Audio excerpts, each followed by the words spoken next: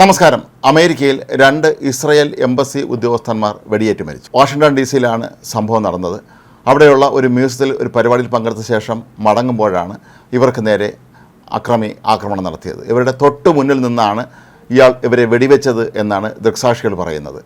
4 പേർ ഒരുമിച്ച് പുറത്തേക്ക് ഇറങ്ങി വരികയായിരുന്നു മ്യൂസിയത്തിൽ നിന്ന്. അപ്പോഴാണ് പെട്ടെന്ന് തന്നെ അവരുടെ മുന്നിലെത്തി തോക്ക് പുറത്തെടുത്ത് അവർക്ക് നേരെ വെടിയുതിർത്തത്.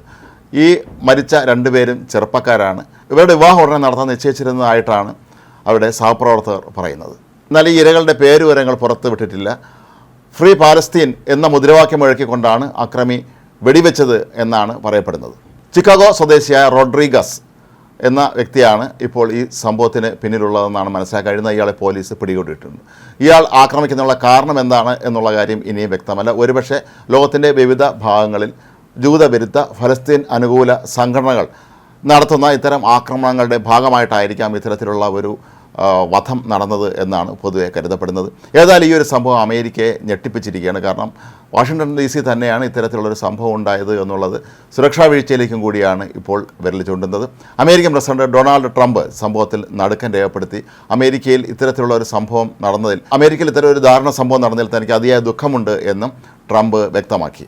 ഇസ്രായേൽ പ്രസിഡന്റ് ഇസ്രായേൽ ഹെർസോഗും ഈ സംഭവത്തിൽ നടുക്കം രേഖപ്പെടുത്തി.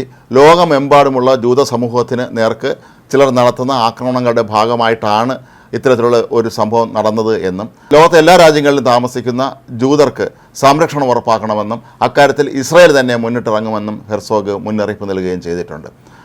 മാത്രമല്ല, ഇത് മറ്റൊരു പ്രധാനപ്പെട്ട സംഭവം ഫെഡറൽ ബ്യൂറോ ഓഫ് ഇൻവെസ്റ്റിഗേഷൻ, അതായത് അമേരിക്കയുടെ അന്വേഷണ ഏജൻസിയുടെ ഓഫീസ് പ്രവർത്തിക്കുന്ന കെട്ടിടത്തിന് സമീപമാണ് ഈ ഒരു ആക്രമണം നടന്നത് എന്നുള്ളതാണ്. ഇവിടെ അതീവ സുരക്ഷിതത്വമുള്ള മേഖലയായിട്ടാണ് പൊതുവെ കണക്കാക്കപ്പെടുന്നത്. അങ്ങനെയുള്ളൊരു സ്ഥലത്ത് ഇത്തരത്തിലുള്ള ഒരു ആക്രമണം നടന്നു എന്നുള്ളത് പോലീസ് അധികൃതരെയും ഇപ്പോൾ ഞെട്ടിപ്പിച്ചിരിക്കുകയാണ്. സംഭവത്തെക്കുറിച്ച് അന്വേഷണം നടത്തി വരികയാണെന്ന് അമേരിക്കൻ ഹോംലാൻഡ് സെക്യൂരിറ്റി സെക്രട്ടറി വ്യക്തമാക്കിയിട്ടുണ്ട്.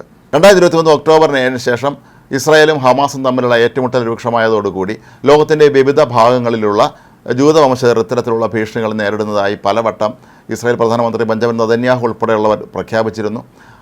ഇതിൻ്റെ ഭാഗമായിട്ട് പല രാജ്യങ്ങളിലും ജൂതർക്ക് നേരെ ആക്രമണം നടന്നിരുന്നു.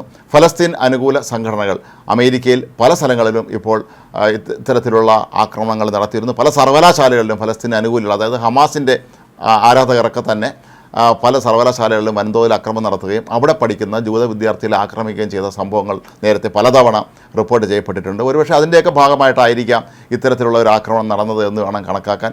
ഏതായാലും ഇപ്പോൾ പിടിയിലായ വ്യക്തിയെക്കുറിച്ചുള്ള അന്വേഷണം തുടരുകയാണ്. ഇയാൾ ഏത് സാഹചര്യത്തിലാണ് അവിടെ എത്തിയതെന്നും ഇയാളുടെ പശ്ചാത്തലം എന്താണ് എന്നുള്ളതും ഫലസ്തീൻ അനുകൂല സംഘടനകളുമായൊക്കെ തന്നെ ഇയാൾക്ക് ബന്ധമുണ്ടോ എന്ന കാര്യവും ഇപ്പോൾ അമേരിക്കൻ സർക്കാർ പരിശോധിച്ച് വരികയാണ്. കഴിഞ്ഞ ദിവസങ്ങളിലൊക്കെ തന്നെ ഇസ്രായേൽ ഗാസയിൽ നടത്തുന്ന ആക്രമണം ശക്തിപ്പെടുത്തിയിരുന്നു. അതിൻ്റെ ഭാഗമായി ഈ ഫലസ്തീൻ അനുകൂല സംഘടനകളും രാജ്യങ്ങളുമൊക്കെ തന്നെ ഇസ്രായേലിന് നേർക്ക് പലതവണ ഭീഷണി ഉയർത്തുകയും ചെയ്തിട്ടുണ്ടായിരുന്നു.